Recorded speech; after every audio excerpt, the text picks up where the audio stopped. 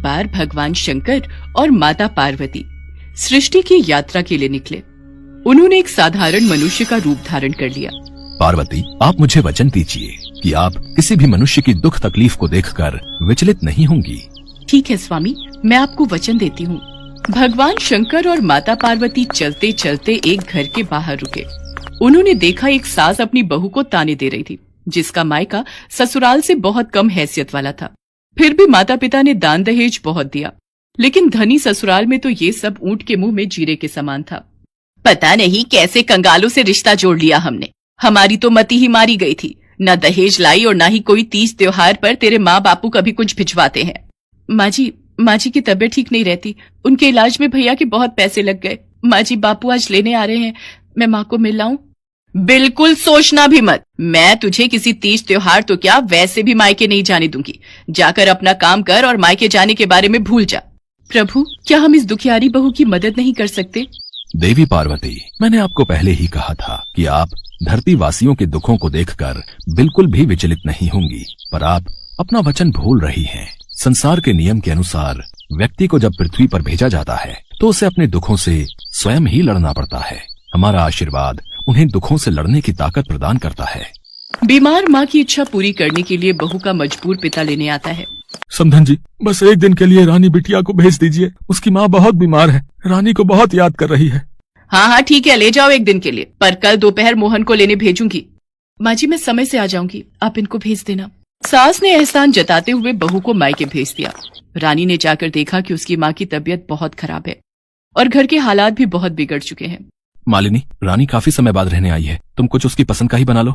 सुनो जी, आप तो जानते ही हो घर में कुछ भी खाने को नहीं था, तो मैंने बाजरे की रोटी और चटनी बनाकर रख दी थी। रानी के भाई भाभी अभी बात कर ही रहे थे कि तभी वो अंदर आ जाती है। उसने उनकी बातें सुन ली थी।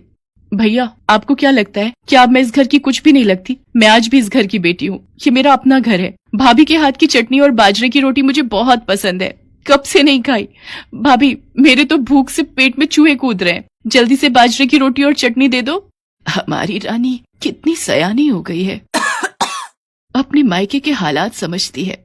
माँ, तुम जल्दी से ठीक हो जाओ। तुम बीमार होती हो ना तो घर भी सूना सा लगता है। अब तुझे देख लिया है ना, अब मैं बिल्कुल ठीक हो जाऊंगी। तू आराम से खाना खा। रानी ठीक से एक दिन भी अपने मायके में नहीं रुकी कि उसी शाम मोहन उसे लेने आ गया। बेटा, तुम तो कल आने वाले थे ना? आज शाम? मतलब वैसी कोई बात नहीं है, तुम्हारा अपना ही घर है, जब जी चाहे आ सकते हो। बाबूजी, वो माँ की थोड़ी तबीयत ठीक नहीं लग रही थी, तो उन्होंने बोला कि घर का काम भी है, इसलिए मैं रानी को आज ही घर लेकर जाऊं। आखिर अचानक माँ जी की तबीयत कैसे खराब हो गई कि उन्होंने मुझे इतनी जल्दी बुला लिया? वो तो जाकर ही पता चलेगा। रानी अपने घर वालों से विदा लेकर वापस ससुराल पहुंची। रानी ने देखा उसकी सास तो आराम से पलंग पर बैठी पूरी पकवान खा रही है। रानी को समझ आ जाता है कि उसकी सास ने उसे जानबूझकर झूठ बोलकर वापस बुला लिया है, पर वो अब कुछ नहीं कर सकती थी। मोहन कमरे में जाकर सो गया। रानी भी कमरे में जा ही रही थी, तभी उसकी सास ने उसे रोकते हुए पूछा, तेरी माँ कैसी है? खातिरदारी तो बहुत की होगी, क्या क्या बनाया था? माँ जी, भाभी ने मेरे आने की खुशी में बहुत सारी चीजें बनाई थी। इतने सारे पूरी पकवान, जलेबी, रबड़ी, कचौड़ी और ना जाने क्या क्या भाभी ने बनाकर मेरे आगे रख दिया। पेट फटने लगा खा खा कर, लेकिन मन नहीं भरा। कितना साफ झूठ बोल रही है। इसके भिखारी माँ बाप इसे क्या खिलाएंगे? अभी थोड़ी देर में पेट का ढक्कन खोलकर देखूंगी तो इसका झूठ सामने आ जाएगा। तभी मैंने इसे कल की जगह आज बुला लिया। कुछ देर बाद रानी कमरे में जाकर सो गई। सास से रहा नहीं गया, वो चुपके से रानी के कमरे में गई और उसके पेट का ढक्कन खोलकर देखा। कितना झूठ बोल रही थी कि मालपुए खाकर आई है।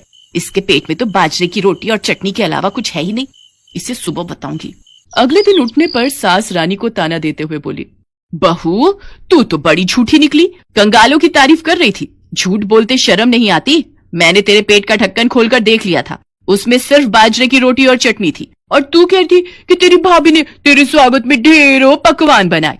अपने मायके वालों की कितनी तारीफ कर रही थी। झूठ सामने आ गया। रानी बेचारी दुख और शर्मिंदगी में कुछ बोल न पाई।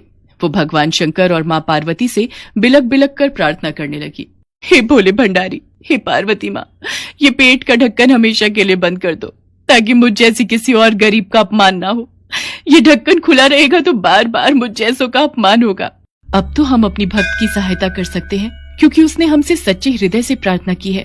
हे प्रभु, आज के बाद किसी का इस तरह से अपमान ना हो। आप पेट का ढक्कन सदा के लिए बंद कर दीजिए। हमने तो सब देखा महसूस किया है। जो रानी के साथ हुआ वो किसी और के साथ ना हो। देवी पार्वती के कहने पर शंकर जी ने पेट का ढक्कन हमेशा के लिए बंद कर दिया। कहते हैं तब से धरती के प्राणियों के पेट का ढक्कन सदा के लिए बंद हो गया।